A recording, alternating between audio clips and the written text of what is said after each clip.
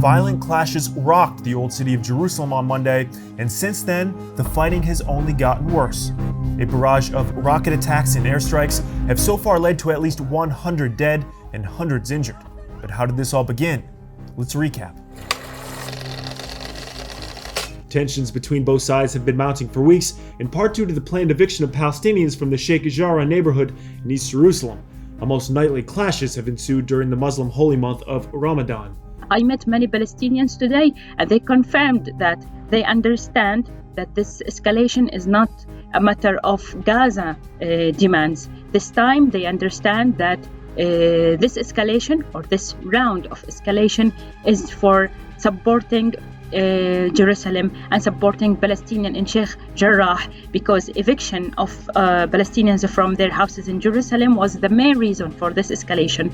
Palestinian factions were warning since a month that it will lead escalation. The Hamas militant group set a deadline of Monday for Israel to remove its security forces from the mosque. Israelis mark Monday as Jerusalem Day to celebrate Israel's capture of East Jerusalem in the 1967 Mideast War. Thousands of Palestinian worshippers at the mosque reportedly stayed overnight and barricaded the walled compound with wooden boards and scrap metal. Israeli police spokesperson Commander Eli Levi said there were about 8,000 protesters. To avoid further escalation after Monday's clashes, Israeli security forces banned Jews from the site and rerouted the Jerusalem Day March away from the Muslim quarter of the Old City. Israel and the IDF have already made a contingency plan, but this time around the leadership and the public were surprised by riots inside Israel. The conflict that opened with Hamas in Gaza had spread into Israel in the form of an uprising by Israeli Arabs. And so, this round of fighting has become something entirely different. Al-Aqsa Mosque was built on top of Temple Mount, also known as the Noble Sanctuary to Muslims. It is a holiest site for Jews, one of the holiest sites for Muslims.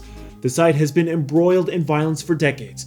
Jews are allowed to visit during certain hours on weekdays and under other restrictions, but they are not allowed to pray there.